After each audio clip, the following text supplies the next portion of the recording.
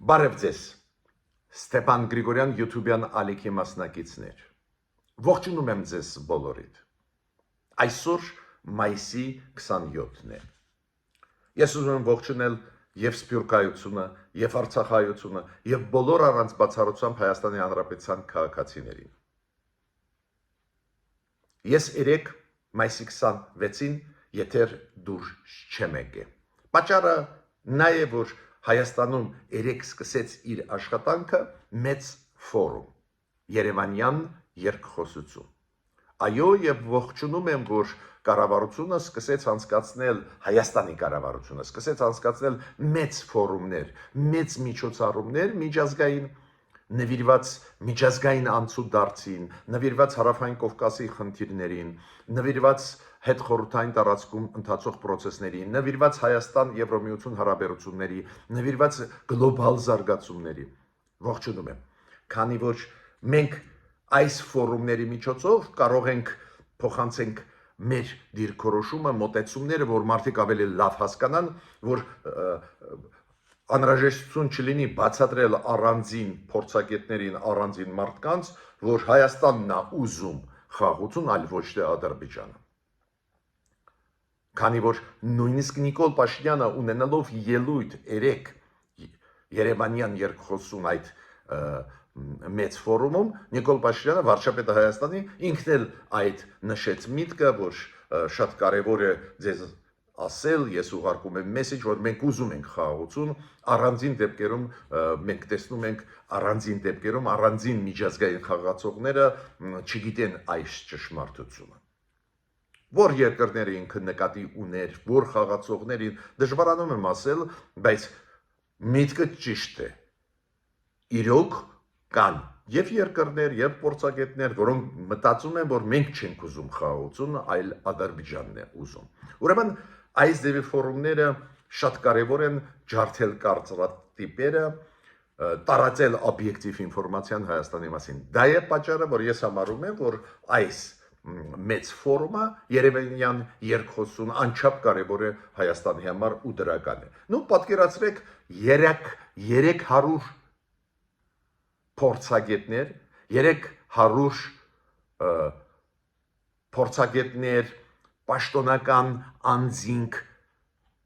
միայն արտասահմանից մտան Հայաստան։ Ես չեմ ասում այդ դիվանագիտական կորպուսը Հայաստանի ներսում, տարբեր երկրների, միջազգային կառույցների բոլորը կային,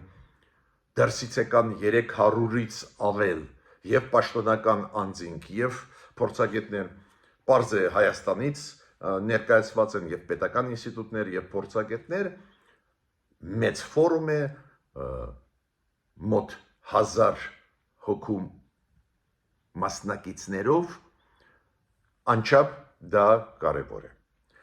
Այնտեղ ֆորումում պարզ է ելույթներ ունեցան եւ վարչապետը Հայաստանի եւ արտգործնախարարը անպայման առանձին դրվագների մասին հիմա ձեզ կխոսեմ, քանի որ շատ կարևոր էր 1-2 դրվագներին ասացին Նիկոլ Փաշինյանի նույն պահին արձագանքեց Ադրբեջանի արտգործնախարարությունը, դժգոհ են իրանք, նույն պահին իրանք արձագանքեցին, մի քիչ ավելի ուշ կասեմ, այդ որ հարցերն էին, պատկերացնում եք Նիկոլ Փաշինյանը չհասցրեց ավարտել իր ելույթը ֆորումում, Ադրբեջանը արձագանքեց, այդ որ ցավալի կետերն են Ադրբեջանի համար, նաև դուք գիտեք, պարոն Ֆիցոն, Ռոբերտ Ֆիցոն, Սլովակիայի վարչապետը ունեցել է բանակցություններ, ինքը պաշտոնական այցով է Հայաստանում, ինքը ոչ միայն այս ֆորումում ելույթ ունեցել, նաև բանակցություններ է վարել Նիկոլ Փաշինյանի հետ ու այնտեղ շատ ուշագրավ ոլորտներում սկսվում է աշխատանք այդ երկրի հետ։ Նույն Ֆրանսիայի արտգործնախարարը, որը եւ ֆորումում ելույթ ունեցավ, եւ պարոն Միրզոյանի հետ մեր արտգործնախարարի հետ պրես-կոնֆերանս անցկացրեց բանակցություններից հետո անչափ կարևոր մեսեջներ էին Ֆրանսիայի կողմից։ Ես օրինակ սպասում էի, որ Ֆրանսիան կպատասխանի Սերգեյ Լավրովին, որը Երևանում վախացնում էր մեզ, ասում էր չառնեք զենք Ֆրանսիայից, մենք դες թույլ չենք տալիս, հիշում եք Լավրովի սպառնալիքները։ Պատասխան տվեց արտգործնախարարը Ֆրանսիայի, ասեց, որ մենք կշարունակենք մատակարարել զենք Հայաստանի, որ Հայաստանը իր սուվերենությունը շարունակի։ Ֆրանսիան բացում է հյուպատոսական բաժին Գորիսում անչափ կարևոր քայլեր են, ուրեմն արդյունքները մենք տեսնում ենք, կքննարկենք դրանք նաև այդ թվում։ Ես սկսում եմ այսօրվա մեր աշխատանքը, խնդրում եմ բաժանորդագրվել, կիսվել, լայքել, դուք տեսնում եք ինչքան արագ գնում են աշխարհով մեկ զարգացումները, անչափ կարևոր է ստանալ օբյեկտիվ ինֆորմացիան, ինչը մենք հենց ձեզ հետ անում ենք։ Հիմա միջև անցնելը անցուդարձներին ու այս մեծ ֆորումին Հայաստանի ներսում, ես պետք է ասեմ, անչափ կարևոր հայտարարություն արեց Դոնալդ Թրամփը կապված Պուտինի հետ, Ռուսաստանի հետ։ Դոնալդ Թրամփը Պուտինի մասին ասեց. նա լրիվ գժվել է։ Լրջագույն վիրավորանք հասցրեց Դոնալդ Թրամփը Պուտինին։ Ինքը ասեց նա լրիվ գժվել է։ Դոնալդ Թրամփը ասեց, որ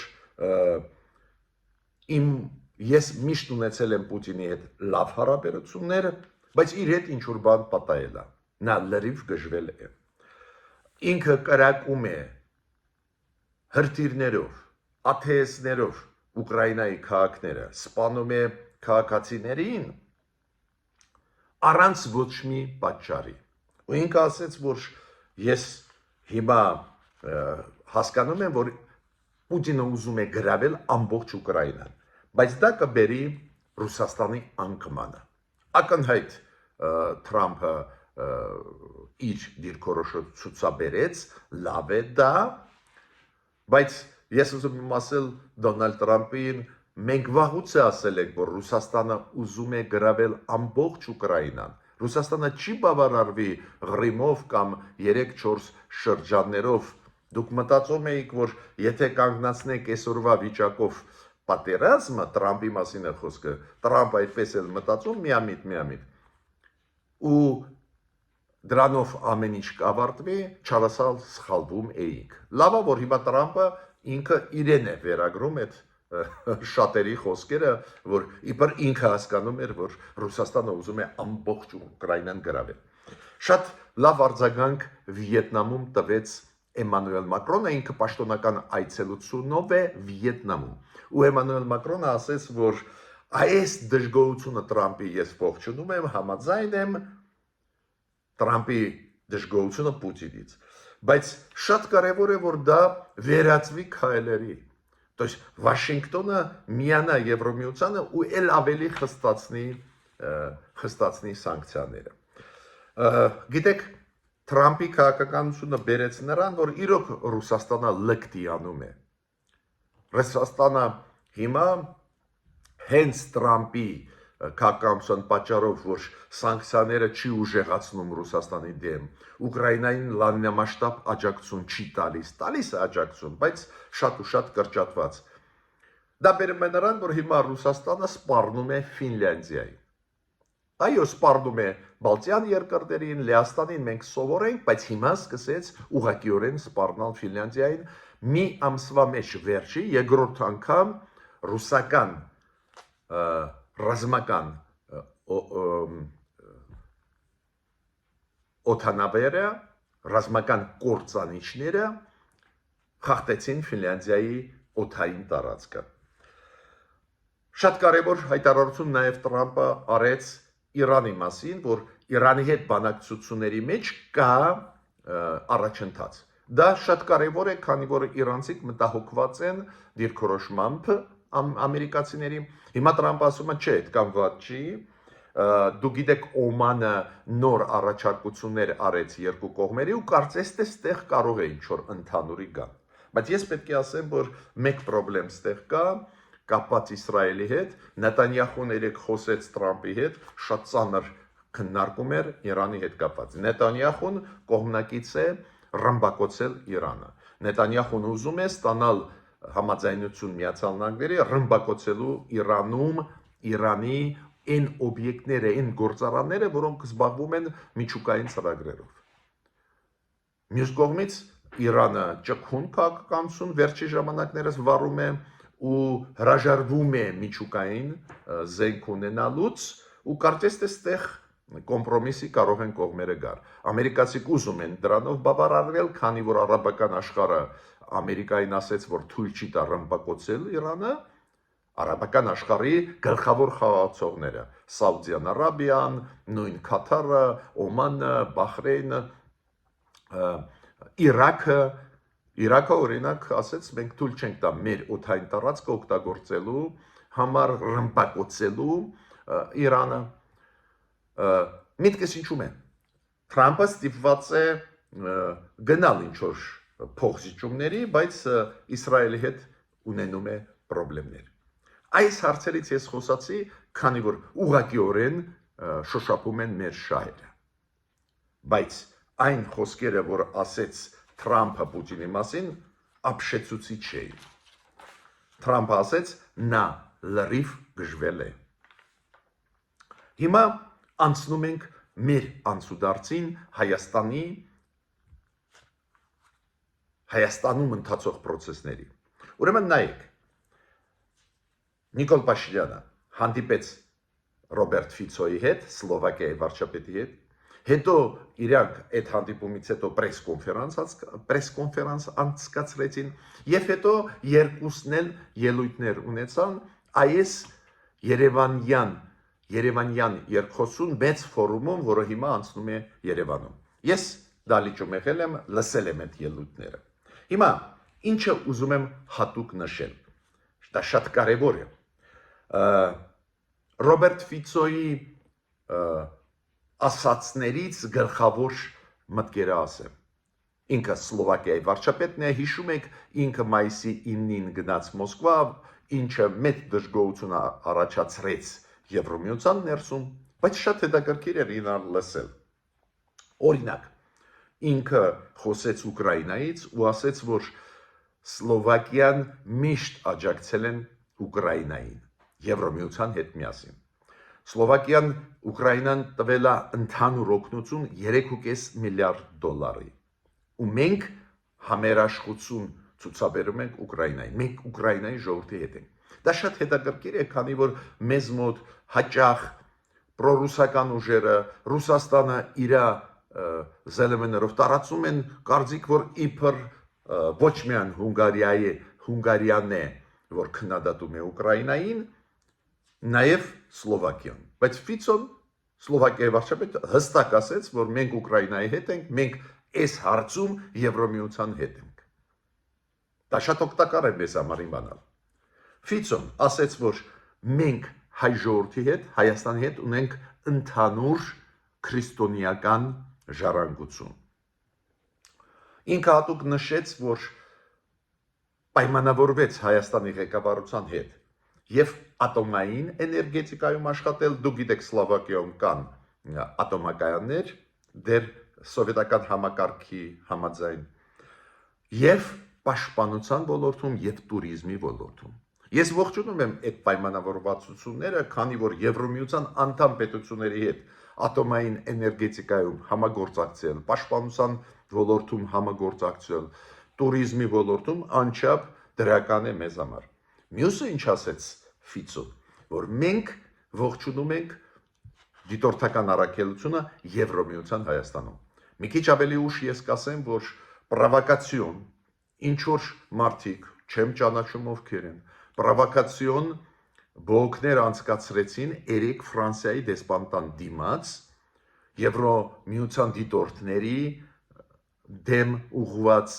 կարգախոսներ կային, Ֆրանսիայի դերի մասին հետ կար, պրոռուսական ինչ-որ ուժեր, Ֆրանսիայում մեղադրում են, որ աջակցում են Հայաստանին, մեղադրում են եվրոդիտորդներին, որ չեն տալիս հնարավորություն սպանել հայ զինվորներին, դա շատ հետաքրքիր երևույթ է, ուր են նայում մեր հատուկ ծառայությունները, չգիտեմ, բայց վերջում կխոսեմ այդ բողոքի ակցիայի մասին։ Դες բողոքում էին Ֆրանսիայից եւ դիտորդներից, որ իրանք Ռուսաստանի իբր Ռուսաստանի դեմ են, ու իրանք պետք է դուրս գան, ու մոտավորապես միտքը նա է, գլխավորը Ռուսաստանի շահը ինչ անենք, թող սպանեն հայ զինվորներին։ Ես հատուկ ուզում եմ մեր հասարակությանը ուշադրությունը դարձնել այս պրովոկատորներին։ Դա բողոքի ակցիա չի, դա սադրանք է հայ ժողովրդի դեմ ուղղված։ Պատկերացնում եք երեկվա մեծ ֆորումը, մեծ տեղաշարժեր, Ֆրանսիայի նախարարը, արտգործ նախարարը Հայաստանում, ու Ֆրանսիայի դեսպանատան դեմ ինչ որ մարդիկ ծանոթ չեն ինձ, նույնիսկ դեմքերով չեմ ճանաչում, ասում են, որ դա Ռուսաստանի դեմ է ուղղված, ուրեմն վատը նաև Հայաստանին, կոպիտ ասած ասում են այդ դիտորդները պետք է դուրս գան, որ Ադրբեջանը հանգիստ դիպուկարտերով սպանի հայ զինվորներին։ Լրջագույն է վիճակը, շատերը չեն հասկանում ինչքան լրջագույն է, բայց ես դեռ ուզում եմ այս դրական լիցքերի մասին խոսել։ Ուրեմն Ֆիցոն շարունակում է, Ֆիցոն վարչապետը Սլովակիայի։ Ինքը ասում է, որ մենք գնահատում ենք, որ Նիկոլ Փաշինյանը այդ լիդերությունը վերցրեց խաղաղություն հաստատելու տարածաշրջանում, համոզված եմ, որ Ադրբեջանը այդ իր խոսքերին կարձագանքի, քանի որ Ալիևը անընդհատ ասում է, ես եմ հաստատել խաղաղությունը տարածաշրջանում, այլ ոչ թե Նիկոլ Փաշինյանը, Ֆիցոն ասում է, չէ, մենք բարձր ենք գնահատում, որ հենց Հայաստանը լիդերություն վերցրեց խաղաղություն հաստատելու։ Ու Ֆիցոն նաև ասաց, որ շատ դրական է, որ հենց Եվրոպայում հաստատվի խաղաղություն դիվանագիտական բանակցային մեթոդներով։ Նիկոլ Փաշինյանը եւ ելույթում իր եւ պրես-կոնֆերանսում Ֆիցոյի։ Նիկոլ Փաշինյանը այն գիծը, որը մենք գիտենք, առաջ էր տանում, մանրամասն խոսեց նրա մասին, որ Հայաստանը խաղաղության օրակարգին նվիրված է, շարունակում է, մենք կարող ենք ստորագրել փաստաթուղթ Ադրբեջանի հետ, մենք պատրաստ ենք, մենք բանակցում ենք, կոնտակտներ ունենք, շարունակում ենք բանակցել Ադրբեջանի հետ, որ չկորցնենք այդ պատմական հնարավորությունը ստորագրել պայմանագիր, ինքը ասեց, որ Սլովակիան ողջունեց այն, որ մենք համաձայնեցրեցինք խաղաղության տեքստը, ու Նիկոլ Փաշինյանն էլ նշեց, որ Սլովակիայի հետ պայմանավորվեցինք ռազմատեխնիկական ոլորտում համագործակցել, էներգետիկայի ոլորտում, ատոմային էներգետիկայի ոլորտում, ուրեմն ստեղ իմ կարծիքով դրական էին այդ վարչապետ Ֆիցոյի եւ ելույթները եւ գլխավոր մեսիջները եւ պայմանավորվածությունները։ Բայց նորից կրկնում եմ, Սլովակիայի վարչապետը ինձ շատ զարմացրեց։ Շատերը նույնացնում են իրան Օրբանի հետ, Հունգարիայի վարչապետի հետ, որ իբր ինքը Հունգարիայի վարչապետի մոտավորապես նույնատիպ դիրքորոշում ունի։ Հունգարիայի վարչապետը եւ քննադատում է Եվրոմիությունը, եւ եվրոսկեպտիկ է, եւ պրո-ռուսական դիրքորոշում ունի, բայց Ֆիցոն այդպես բան չունի, մինչդեռ ինքը մայիսի 9-ին Մոսկվայում էր, միգուցե Մոսկվայում գտնվելուց հետո ինքը հասկացավ, որ ավելի լավ է Եվրոմիությունում լինել, օրինակ Ֆիցոն գիտեք ինչ ասեց, ես ապշեցի։ Ինքը ասեց, որ եվրոինտեգրացիան եւ ՆԱՏՕ-ի ինտեգրացիան լրջագույն զարգացում տվեցին Սլովակիային։ Այդ ինչ որ մենք ունենք, այդ դրա շնորհիվ է։ Խաղաղությունը, զարգացումը հենց եվրոինտեգրացիայի շնորհիվ է։ Կարևորագույն մեսիջներ ուղարկված նաեւ մեզ հայաստանցիներիս։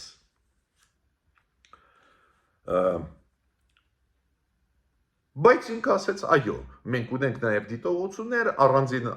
անհամաձայնություններ, բայց ընդհանուր առմամբ մենք Ֆիցոն ասեց, միանշանակ եվրոինտեգրացիայի կողմնակից ենք, ՆԱՏՕ-ի ինտեգրացիայի կողմնակից ենք, միանշանակ կշարունակենք աջակցել Ուկրաինային,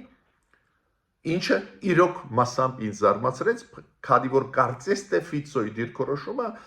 շատ մոտ է Օրբանի դիրքորոշմանը։ Պարզվեց այդպես չի, այդ դա է պատճառը, որ ինչքան դու շատ շփվես, համագործակցես աշխարհի հետ, քո դիրքորոշումը ասես, իրանք իրենց դիրքորոշումը, ել ավելի մենք աշխարհի հետ իրար ավելի լավ հասկանանք։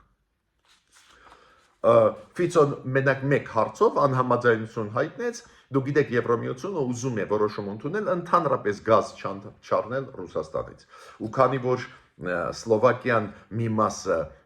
վարելիքի ստանում է Ռուսաստանից, իրանք ունեն ինչ-որ մտահոգություններ։ Բայց սկզբունքային հարցերով ինքը տեղին ամերիք չդրեց։ Հիմա Նիկոլ Փաշինյանը այդ ֆորումում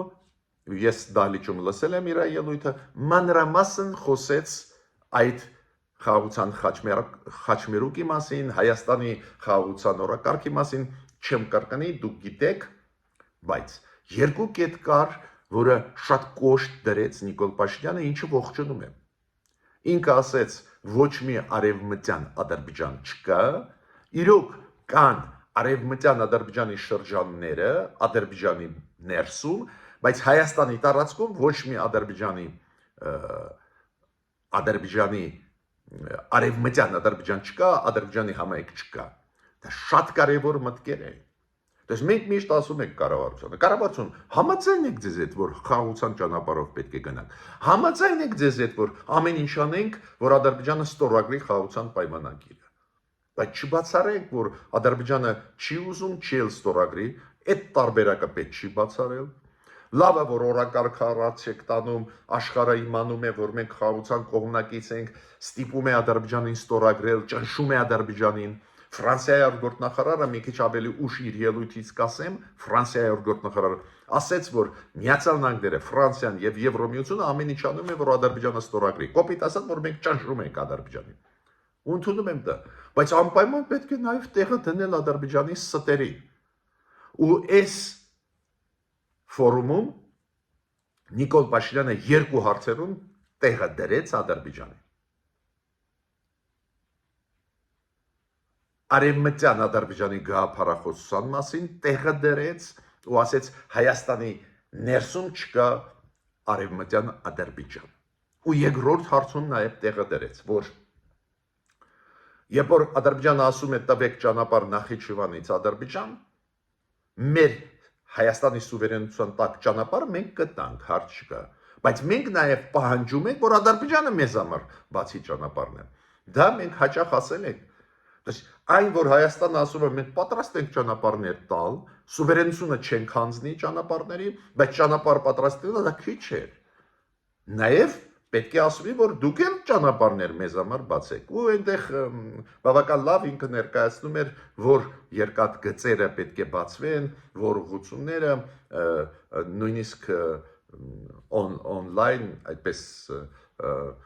ֆիլմի տեսքով վարչապետը ներկայացնում էր։ Ուրեմն նորից կրկնում եմ, չեն կրկնի այն գաղափարախոսությունը, որը տանում է կառավարությունը, բոլորդ գիտեք, մենք ուզում ենք խաղաղություն, մենք համաձայնեցրել ենք Ադրբեջանի հետ ընդհանուր տեքստը, այդ տեքստը պետք է համոզենք, որ Ադրբեջանը ստորագրի, այդ սաղ գաղափարախոսությունը խաչմերուկ, որ մենք ուզում ենք, որ բոլոր ճանապարհները բացվեն ոչ միայն Ադրբեջանի համար, նաև Հայաստանի համար, այդ շատ լավ էր, բայց երկու հարցերում կոշտ դիրքորոշում ցուցաբերեց Նիկոլ Փաշինյանը, ինչը ողջունում եմ։ Ինքը ասեց, որ ոչ մի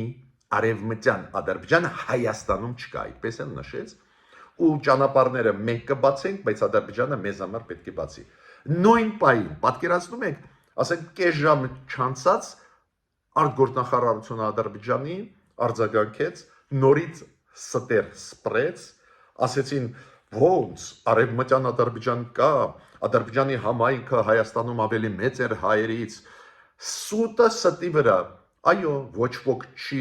պահում գաղտնիք, որ ադրբեջանցիք ապրել են Հայաստանում, այո, ապրել են Հայաստանում, փոքրամասնություն էին, մեծ փոքրամասնություն, այդպես կասեմ, շատ չէին, բայց ապրել են Հայաստանում, մենք ընդունում ենք, որ ապրել են, իրենց ոչ ոք ուժով չի հանե Հայաստանից, բայց իրոք ապրել են, բայց ինչի եք խաբում, որ մեծամասնություն էին, ու Ադրբեջանի հայտարարության մեջ արտգործնախարարության արձագանքը Նիկոլ Փաշինյանի ասացին, որ ոչ մի արևմտյան Ադրբեջան չկա, այդ նոր սուտն էր, որ իբր ադրբեջանցիք մեծամասնություն էին Հայաստանում, սուտ, բայց արձագանքեցին, դա նշանակում է, որ արևմտյան Ադրբեջանի այդ գաղափարախոսությունը դարձավ պետական քաղաքականություն, պետք է իմանանք, որ կարողանանք պաշտպանել մեր երկիրը Ադրբեջանի նկրտումներից, ու շատ կարևոր է, որ այդ մեծ ֆորումում, որտեղ որ 4 երկրների արտգործնախարարներ էին, մեծ ֆորումում, որտեղ նստած էր վարչապետը Սլովակիայի, որտեղ մեծ ֆորումում, որտեղ 300-ից ավել նստած էին փորձագետներ եկած տարբեր երկրներից եւ նաեւ պաշտոնական պատվիրակություններ կամ տարբեր մակարդակի, օրինակ մոտավորապես մի 10 երկրներից եկել են փոխարտգործ նախարարները, տարբեր ոլորտի նախարարներ, փոխարտգործ նախարարներ։ Շատ լավ է, որ իրանք լսեցին, որ Արևմտյան Ադրբեջան այս ձևի բան ընդհանրապես չկա։ Հիմա Պարզ է Արադ Միրզոյանը նաև ելույթ ունեցավ այդ ֆորումում, բացի դրանից պրես-կոնֆերանս անցկացրեց Ֆրանսիայի արտգործնախարարի հետ։ Ես հատուկ ուզում եմ նշել, ինչ ասեց պարոն Բարոն, Ֆրանսիայի արտգործնախարարը։ Դա պաշտոնական 2 օրյա այցելություն է Հայաստան։ Ֆրանսիայի արտգործնախարարը ասեց, որ ողջունում է, որ Նիկոլ Փաշինյանը պատրաստ է խաղաղության պայմանագիրը ստորագրել, ինքը ասեց իր համարձակության համար ինքը ողջունում է, իրոք փաստաթուղթը բարդ փաստաթուղթ է, բայց Նիկոլ Փաշինյանին ինքը ողջունեց, որ եւ մեծ գործ արեց, որ խաղաղության պայմանագիր այդ նախագիծը պատրաստ լինի եւ որ պատրաստ է ստորագրել, ինքը հստակ ասեց, որ Ֆրանսիան, Միացյալ Նահանգները, Եվրամիությունը ողջունում են այդ process-ը։ Ինքը ասեց, որ մենք կշարունակենք ռազմական համագործակցություն Հայաստանի հետ։ Կշարունակենք ռազմատեխնիկան մատակարարել Հայաստանը։ Դա պատասխան էր Սերգեյ Լավրովին, որը հիշում եք պրովոկացիոն հայտարարություններով հանդես եկավ, ասեց, որ Ռուսաստանը Հայաստանին զենք չի տա, ուրիշ երկրներին կտա, բայց Հայաստանին չի տա, միաժամանակ պահանջեց, որ Ֆրանսիայից զենք չբերեն, չառնեն, մենք չվերցնենք Ֆրանսիայից զերքեր, որ մեր երեխաներին, մեր կանանց չպաշտպանեինք, այդ պահանջը Լավրովինն է, ու այդ պահանջին բարոն պատասխանեց։ Մենք կշարունակենք մատակարարել Հայաստանին զենք զինամթերք։ Ու ավելին ինքը ասեց, դա կապահովի Հայաստանի անկախությունը, սուվերենությունը, տարածքային ամբողջականությունը։ Ինքը ողջունեց, որ Հայաստանում մյուս տարի պետք է անցկացվի եվրոպական քաղաքական համայնքի գագաթնաժողովը։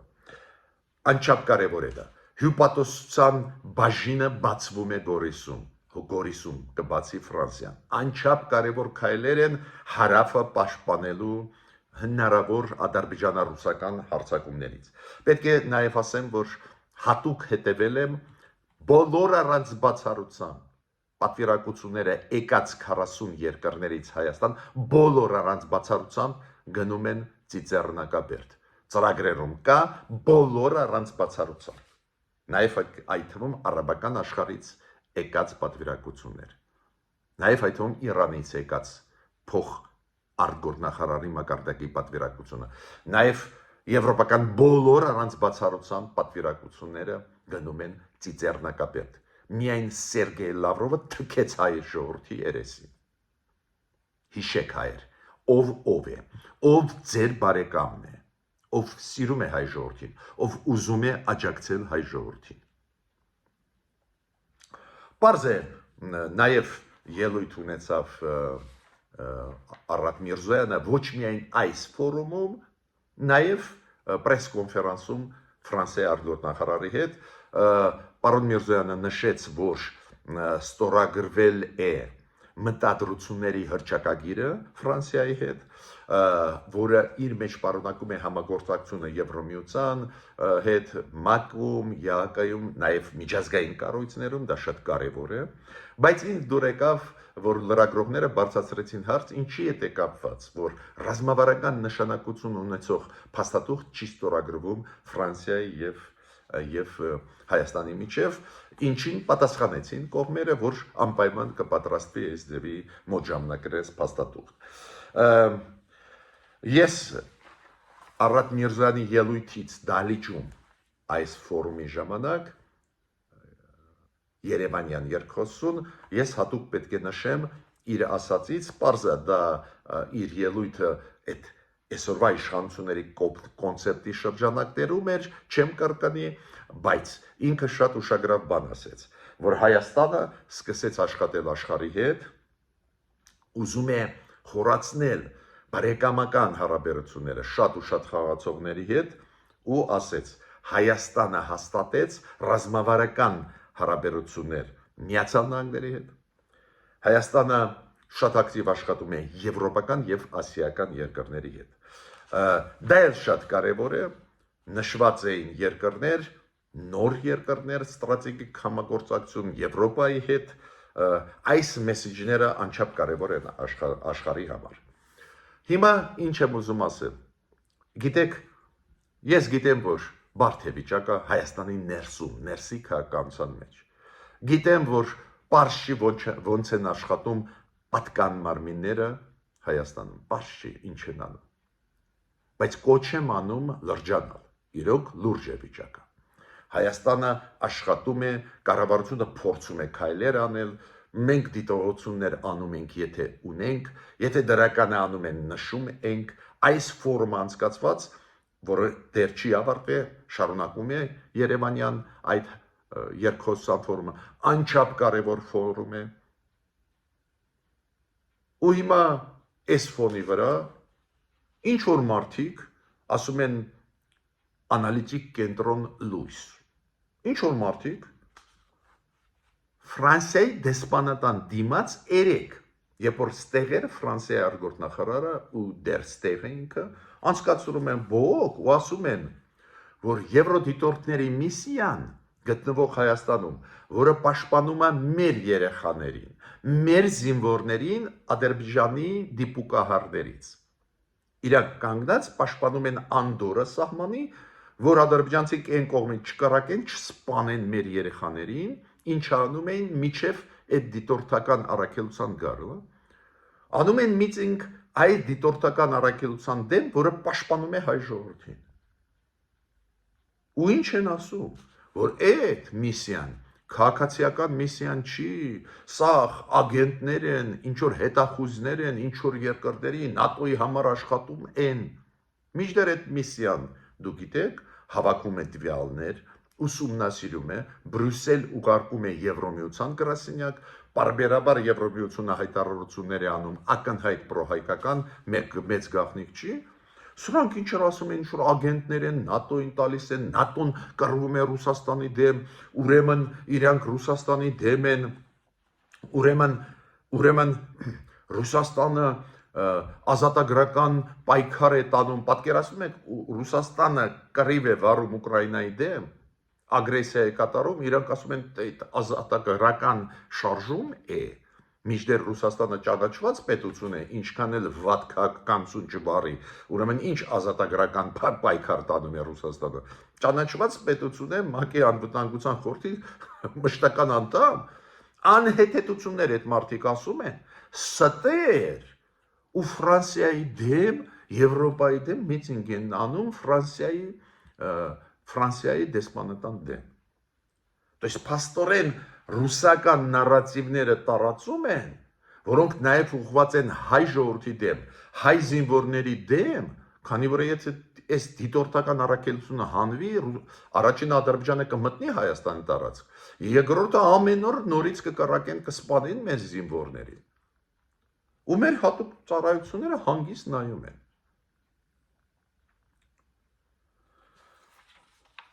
Նորից կրկնում եմ, գիտեք, ես ազատությունների կողմնակից եմ, բայց ոնց կարա լինի միտինգ Հայաստանի ներսում Ֆրանսիայի դիմաց, որը մեզ պահում է հիմա Ֆրանսիան, վաղուց է կմտներ Ռուսաստանը Ադրբեջանի հետ, տարածքները կվերցնեն, եթե Ֆրանսիան, Իրանը չլիներ, Եվրոմիությունը չլիներ, Միացյալ Նահանգները չլիներ։ Կոտարեին մեզանից զանգիզոր, ում ենք մենք խաբում։ Ու ասենք, այս ձևի միտինգ պրոռուսական, ռուսական նարատիվներով, ռուսական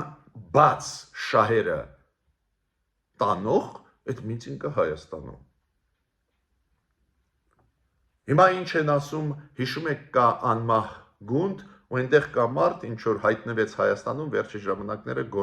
ինչ որ ակտիվություն։ Այս մարդը ինչ է ասում, որ ապահովենք անվտանգությունը մեր ռեգիոնում, պետք է Հայաստանը համոզի Ադրբեջանին, որ մտնի հապկ։